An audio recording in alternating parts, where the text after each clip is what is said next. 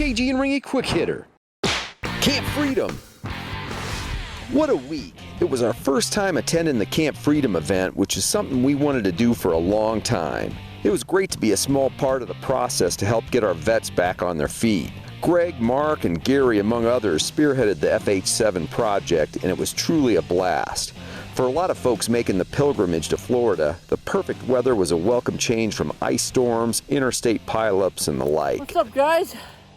KG here in sunny, beautiful Florida. Hanging out with Mark Hoover and the boys, Gary Pinta. We got Lance LaFayette. We're surrounded by master extractors. We got to hang out with a lot of familiar faces like Butch from American Digger magazine, Frank, Steve, and Ronnie from the Detect America crew, and of course all these detecting maniacs.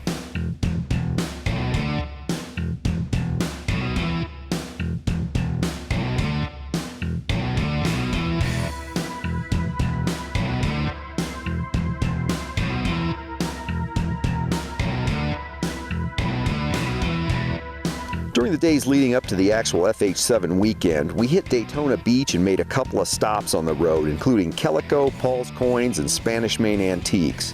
We got to play salesman again at Calico this year for a few minutes, and I think we actually sold an Apex and a Max. Still waiting on my commission check.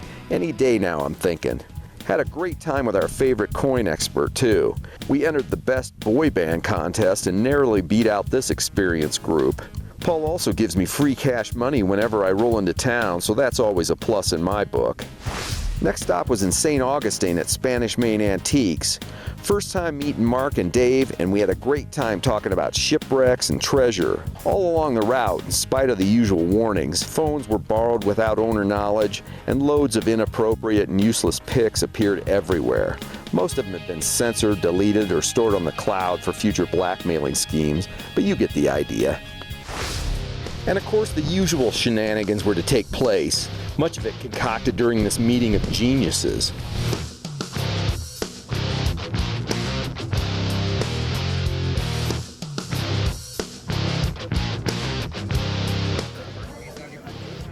Get out of my face. I buried a parking token and a Chuck E. Cheese token under this big tree at the hunt on day one, courtesy of Mark's beach seating that we stumbled onto the previous week. Some poor innocent hunter happened onto Mark's beach trap just before we got there, and he thought he hit the mother lode. It was, of course, great to hang out with Gary Pinta and his wife Jasmine. Stickers on the back for KG and Ringy. Among other items, Lance unknowingly took home a severed Barbie leg in his luggage. One of 2 ATC tokens I buried in the ghost town was unearthed an hour later by KG. What are the chances? Marty took the brunt of it on day 2, with KG planting that same ATC token in one of Marty's dig holes, and then someone balanced a stack of tokens on his pickup's visor and put a grapefruit in the truck bed to roll around annoyingly. Ah, he turned.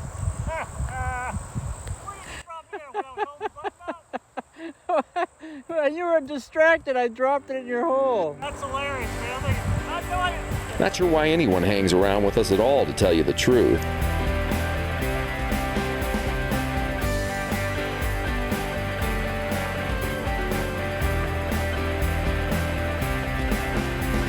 Come here, buddy.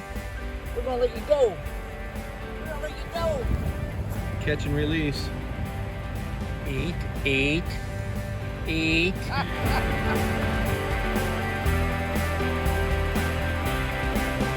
KG and I were already on a second win when the official FH7 meet and greet party commenced on Friday night. It was great to finally get out and see human beings having a good time.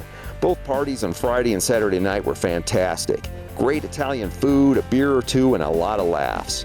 Got to spend some time with our new friend Brian Monroe and his family, got a little insight, and really got to understand the impact we can have on our vets with events and efforts like FH7. Saturday and Sunday's main hunt events produced some good stuff. KG and I found a few trinkets here and there, and we heard reports of Spanish silver and some other really cool finds popping up as well. At the end of day 1, I got what I thought was a regular old tool tag, but it turned out to be a pig tag from the local farm here that they used to use when this little piggy went to market. Apparently this little piggy wanted to stay home instead of heading to the slaughterhouse. Can you blame him? It was definitely my best find of the day, and I almost went wee all the way home. but luckily there was a porta potty nearby. Anyway, KG didn't find a single coin all day on the first day, but then we hit a different site on Sunday, and this happened. Check this out.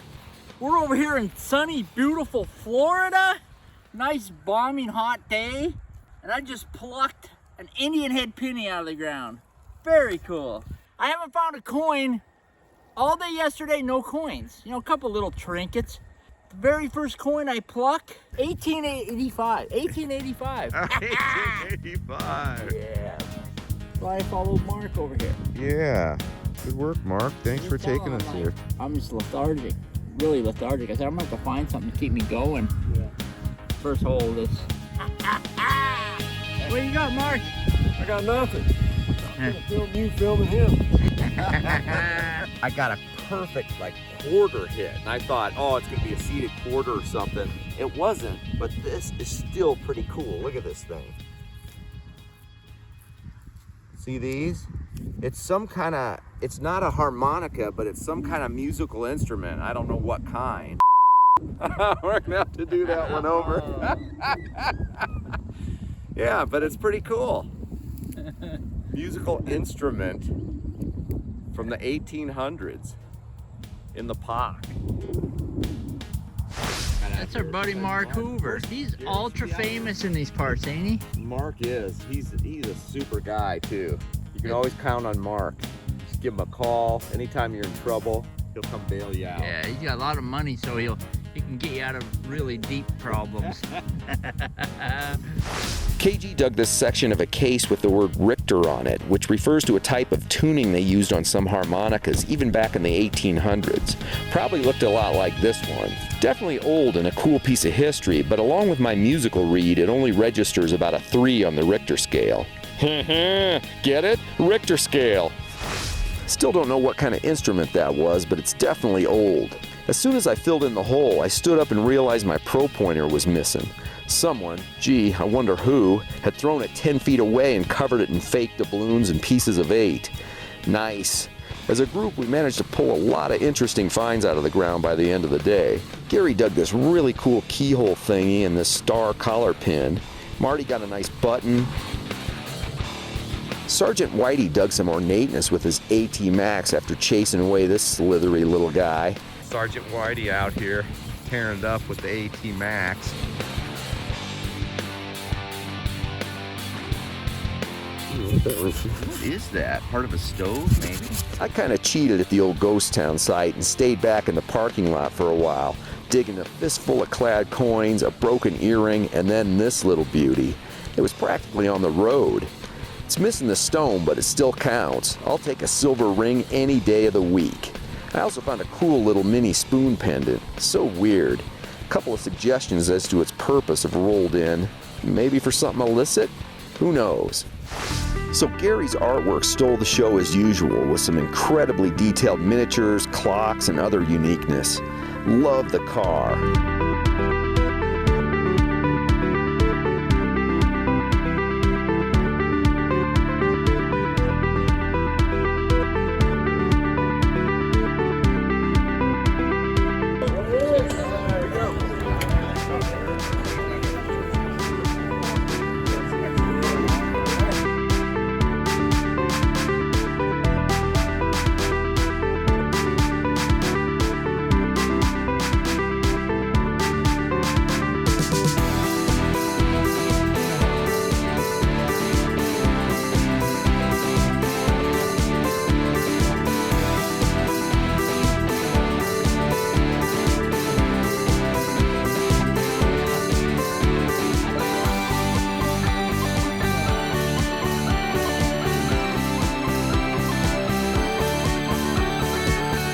Mark and Gail helped raffle off one of CB's quilts, and ATC donated an NX5 to one lucky ticket holder as well.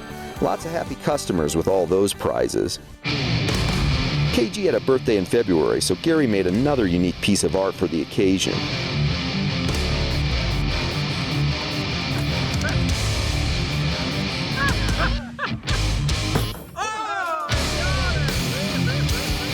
After KG smacked the crap out of me, candy, coins, and tokens flew out of my mini-me, and it was on. Oh, my leg! My legs! I can't feel my legs! Steel Wheaties, foreign coins, and Tootsie Rolls were everywhere. There's a German coin. There's candy and money everywhere. Oh, I got a Wheatie.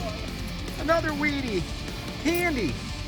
Here, Cage, it's your birthday. You want a Wheatie? There you go. Yes, steel penny. In retrospect, it seems like KG enjoyed the task of hitting me with a shovel just a little too much.